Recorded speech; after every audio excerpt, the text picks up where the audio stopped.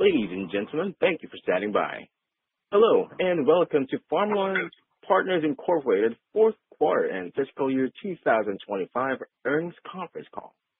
All lines have been placed on mute to prevent any background noise. Thank you. I would now like to turn the conference over to our President and CEO, Luca Fabbri.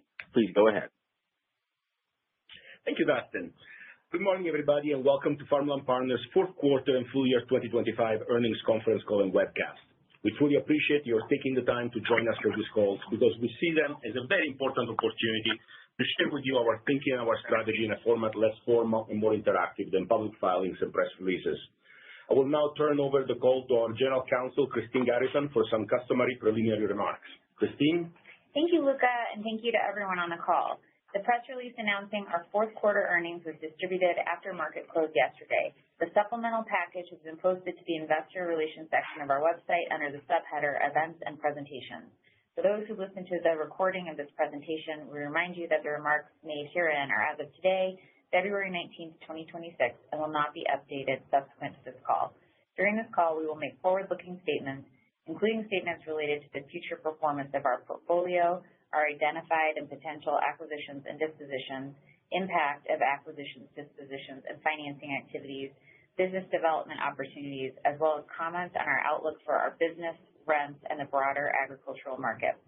We will also discuss certain non-GAAP financial measures, including net operating income, FFO, adjusted FFO, EBITDA-RE, and adjusted EBITDA-RE. Definitions of these non-GAAP measures, as well as reconciliations to the most comparable GAAP measures, are included in the company's press release announcing full year 2025 earnings, which is available on our website, farmlandpartners.com, and is furnished as an exhibit to our current report on Form 8-K dated February 18th, 2026. Listeners are cautioned that these statements are subject to certain risks and uncertainties, many of which are difficult to predict and generally beyond our control. These risks and uncertainties can cause actual results to differ materially from our current expectations, and we advise listeners to review the risk factors discussed in our press release distributed yesterday and in documents we have filed with or furnished to the SEC. I would now like to turn the call to our Executive Chairman, Paul Pittman. Paul? Thank you, Christine. So it was a very, very good quarter and a very good year for the company. Luca will go through many of these things in detail, but super strong AFFO, very strong asset sale program. We've continued to simplify the business with the sale of Murray Wise. We reduced our debt and our leverage overall, particularly when you consider that we have now paid off the preferred. So senior claims to common shareholders have been reduced substantially. And now we have increased the dividend by 50%. This is, something that's taken us a long time to get here, but it's driven by disciplined cost control, and sort of disciplined strategic thinking with regard to what assets to own and what assets not to own. That process is driven at this point largely by Luca and the rest of the management team in Denver. But as you all know, I'm still pretty involved as well. So with that, I'll turn it over to Luca to be a little more specific about the events of the past year. Thank you, Paul. I will actually pass the ball here to Susan Landi, our CFO, to walk you guys through more specific details about our performance, both in the quarter and the year. So I will stick also to some kind of broader general comments. We had a very, very strong Q4 in the context of a very strong year. I just want to remind everybody that this is kind of as expected. We historically have a very strong seasonality emphasis on Q4, especially on the revenue side, because of the nature of some revenue streams that we recognize only when we actually have actual cash receipts.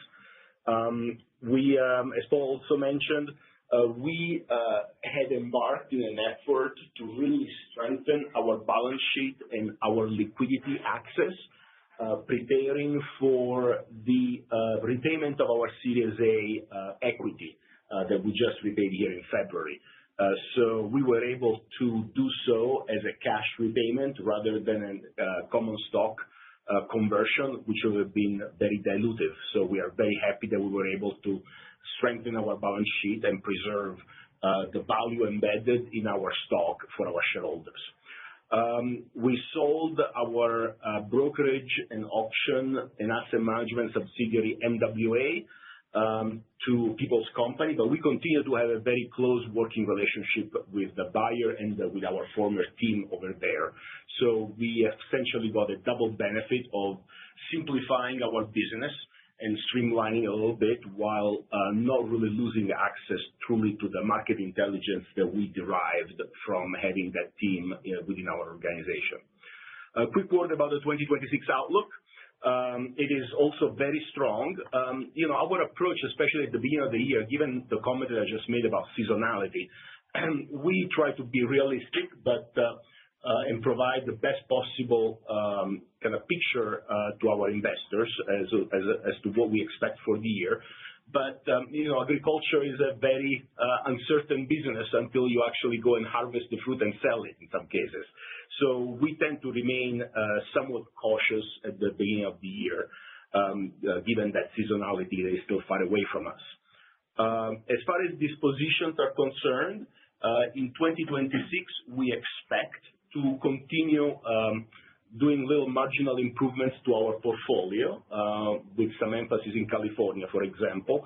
And we will do so whenever we have the opportunity to do it at what we consider fair prices that reflect the intrinsic value of the assets that we are disposing.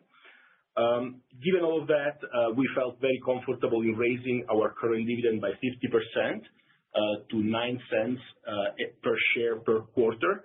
And we look forward to proving to the market that that was a very strong choice, a very, very good choice, and in possibly, hopefully, outperforming the performance that we are expecting for the year. And with that, I will turn the call to Susan Landi, our CFO. Susan? Thank you, Luca. I'll be covering the financial results from 2025 and guidance for 2026. I'll be referring to the supplemental package, which is available in the Investor Relations section of our website under the subheader Events and Presentations.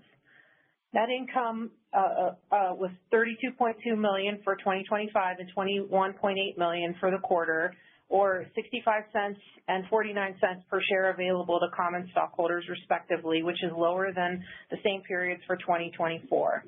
AFFO was $17.9 million for 2025 and $11.4 million for the quarter, or 39 cents and 26 cents per weighted average share, respectively, which was higher than the same periods for 2024. There are several key drivers of these variances.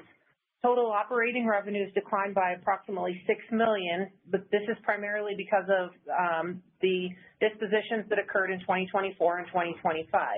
These declines were partially offset by an increase in variable rents during the fourth quarter and increased interest income due to higher average balances on loans under the loan program. Overall, total operating expenses, excluding impairments, were down by approximately $3.6 million. This is primarily due to lower property operating costs and depreciation related to 2024 and 2025 dispositions, and lower G&A expenses due to lower bonus expense in the current year and a one-time severance expense of $1.4 million and accelerated stock-based compensation that was recorded in the prior year. Impairment of assets increased by $17 million, which was related to certain West Coast properties that we have concluded had a loss in value. This impairment was recorded in Q2. Other income was lower than prior year due to lower gains on property dispositions, but this was partially offset by a $9.2 million reduction in interest expense as a result of significant reductions in debt that have occurred since October of 2024. The increase in AFFO primarily relates to the increased activity under the FPI loan program, lower interest expense from the reduction of outstanding debt, and overall lower operating expenses. There are a few capital structure items that I'd like to highlight. First, we had undrawn capacity on the lines of credit of approximately $164 million at the end of December 2025. As of today, we have undrawn capacity of approximately $111.7 million. The net borrowings subsequent to year-end were primarily utilized to redeem the remaining 68,000 outstanding Series A preferred units. This This removed the common stock overhang and further simplified our balance sheet. We also successfully amended our Farmer Mac facility in December, which led to an increase in our facility size from $75 million to $89.6 million. 4 MetLife loans have resets coming up in 2026 on debt that totals approximately $26 million. One of these loans repriced in January at 5.19%. Page 15 has our outlook for 2026. The assumptions are listed at the bottom of the page. The forecasted net income range is from $8.8 million to $10.9 million. The forecasted range of AFFO is $14.4 million to $16.4 million, or 33 cents to 37 cents per share. On the revenue side, fixed farm, solar, wind, and recreation rent reflects the full year impact of 2025 dispositions as well as lease renewals, and variable payment crop sales and crop insurance is expected to decrease from 2025, partially from our early season outlook on citrus and avocados, and partially from 2025 dispositions. On the expense side, a decrease in property operating expenses and depreciation, depletion, and amortization is due to the dispositions that occurred in 2025. In addition, G&A decreased as a result of lower payroll costs, primarily due to the sale of MWA and due to lower expected credit losses on loans. Interest expense did increase as a result of borrowings that have occurred thus far in 2026. This summarizes where we stand today. We will keep you updated as we progress through the year. This wraps up our comments this morning. Thank you all for participating. Operator, you can now begin the Q&A session. Thank you. Quick reminder before we start the Q&A, if you'd like to ask a question, please press star and the number 1 on your telephone keypad to enter the queue and raise your hand. If you'd like to withdraw a question or your question has been answered, simply press star 1 again. Thank you. And we will take our first question from Stephen Massocca from B. Riley. Please go ahead. Good morning. Maybe looking at the guidance, you mentioned a little bit of the drivers, but I'm thinking about the change versus in variable rent versus 2025. Kind of how much of that is asset sales roughly, and how much of that is just a different look on kind of farm revenue? Luca, you want to take that question, please? I'm going to take a first pass at it and then I'll hand it over to Susan. On the variable payments, it's a little bit of both, actually. There is both asset dispositions and the fact that some of our variable payments performed really, really strongly in Q4 of 2025, and we are taking a little bit more cautious approach in forecasting their performance in 2026 in Q4. And to be honest, this is really not based on any hard knowledge because, both crop yields and crop pricing in Q4 is completely unknown to us. It's just a matter of kind of being a little bit more cautious in our forecast. Susan, anything that you want to add to that?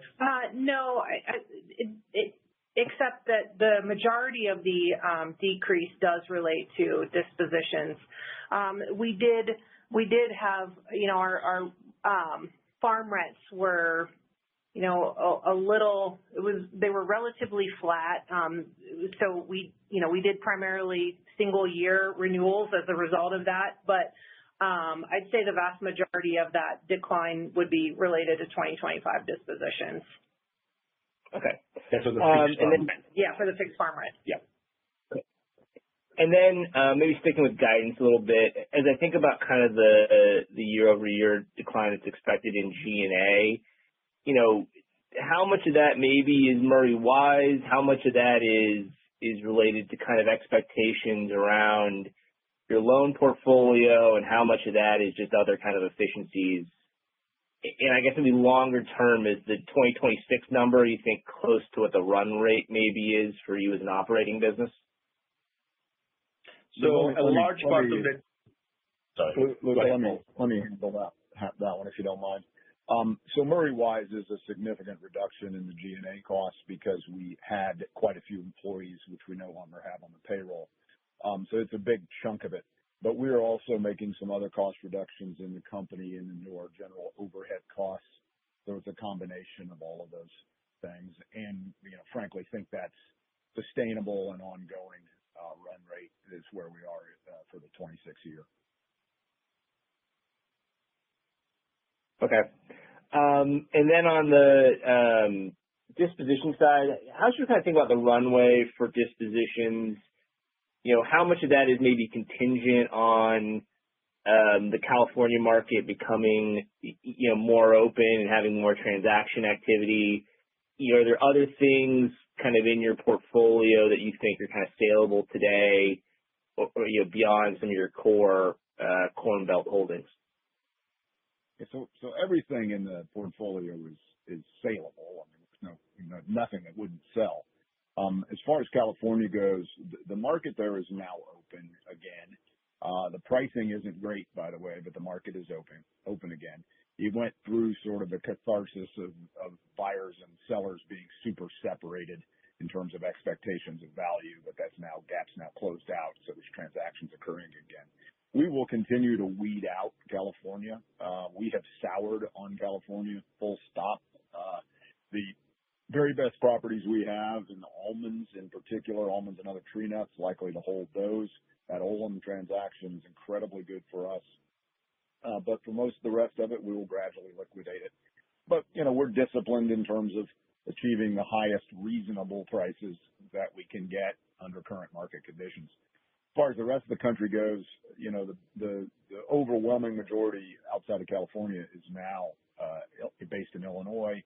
We will continue to sort of whittle down exposure in other states as much as anything for efficiency reasons at this point. If you're down to just one or two farms in a state, you either got to grow again or you need to, frankly, liquidate those. And so we'll see some sales there. And then, things in Illinois are for sale if somebody wants to pay top dollar. We are super, super bullish on Illinois. A lot of those assets are up 30% or more since we purchased them. But if we can achieve those gains and distribute to shareholders, we certainly, as we've proven in the past, are willing to do that. Okay. And then just one kind of maybe technical follow-up. If you did sell a meaningful amount of California assets, I know it would kind of depend farm to farm, but would that have more of an impact on your kind of fixed farm rents, or would that flow through to kind of some of the variable rent opportunities? It'd be strong. It'd be a bigger impact on a variable rent. Okay. That's it for me. Thank you very much. Thank you. Thank you. Our next question comes from the line of Craig Becerra from Lucid Capital Markets. Please go ahead. Hey, good morning, guys. I believe you had 2 FPI loans that were scheduled to mature at the end of January. Were those repaid, or were there any extensions? Yeah, we did extend those to September. Extended them to December, to end of year. Okay, great. And it would seem like you've seen a decent pickup in that program over the last year. Are you still seeing a decent amount of demand? Yeah, the opportunity on the loan program is pretty strong these days. The loan program is kind of counter-cyclical in many ways to land prices and farmer economics. So, we're in an environment where there are some struggling farmers, so therefore we have some loan opportunities. As long as we're comfortable with the collateral, we frankly like to keep those loans out as long as we can because the returns are strong. That's the extension we made. We're not troubled by extending as long as collateral is still solid. And so I would say that program, will be either growing a little bit or a steady state for the next year. Okay, that's helpful. Changing gears, I think you mentioned in the supplement that you had a lease that transitioned from fixed to variable, or it was fixed and variable, and it became just variable. How meaningful was that to the fourth quarter variable payments, and was that lease now going to be, sort of a standard 3-year type of lease, or was that one of those 1 years you discussed? Luca, I don't know the specifics there, so you and somebody in the team can take that. Yeah, this was not a very significant movement. Off the top of my head, it was a one-year extension on a farm in California that we have then disposed of, I believe. But Okay, in any case, it was not particularly significant to the P&L. all right, great. You got the term loan one, which I believe you're in the process of refinancing here this quarter. I think it matures in March. Can you give us a sense of kind of where you anticipate that might price?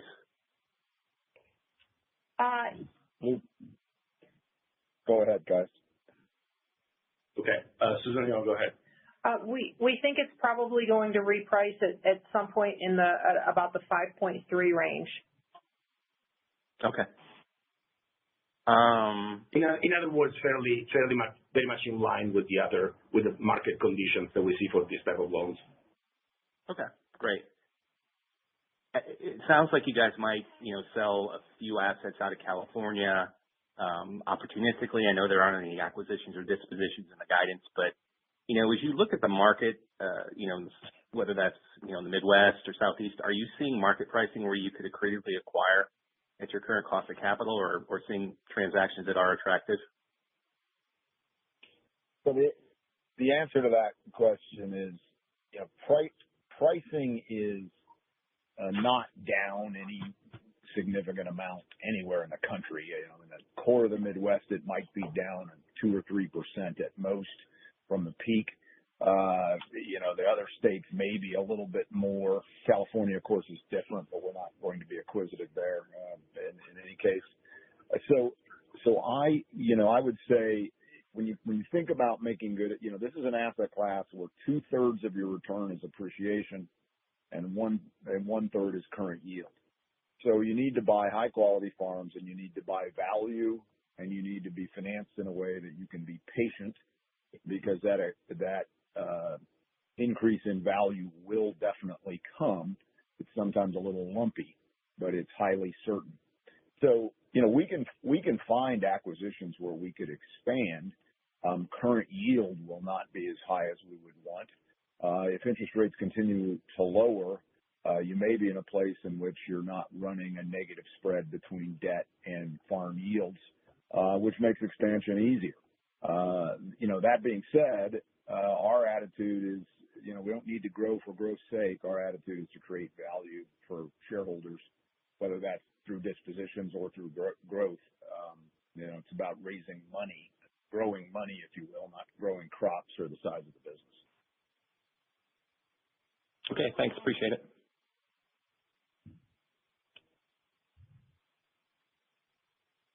Thank you.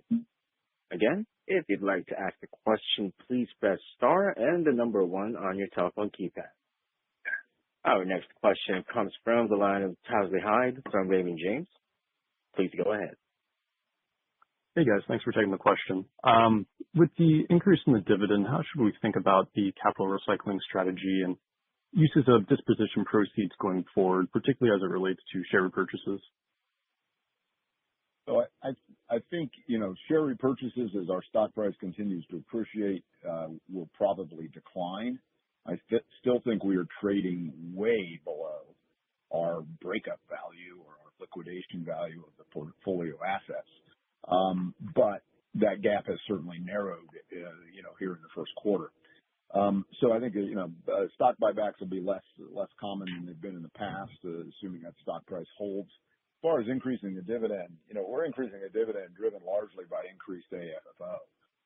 Obviously, it puts us in a position where we might have to make less special dividends to stay in tax compliance. But the dividend increase is largely driven by the cash flow expectation, not by asset sales. The dividends, asset sales drive special dividends, but we don't really want to drive our regular common dividend based on asset sales because they're frankly unpredictable. Gotcha. Okay, yeah, that's helpful. Thank you. And then I did have one quick follow-up related to the SBI loan program. I just want to make sure I'm understanding the accounting and kind of the contract terms correctly here with some of these renewals. If the original terms called for principal and interest due at maturity, is that entire balloon payment kind of being repackaged and extended out, or is the interest being collected and then just the principal being extended? usually we are getting interest along the way, and principal is what's being extended. Not just we tend not to capitalize interest. I wouldn't say never, but that's not the ordinary course for us in most of our loans. Okay, got it. Thanks. That's all I had. Congrats on the quarter. Thank you. There are no more further questions. I will now send the call back over to our President and CEO, Mr. Fabbri, for closing remarks. Thank you, Dustin, and thank you everybody for joining us today. We appreciate your interest in our company and look forward to updating you on our activities and results in the coming quarters.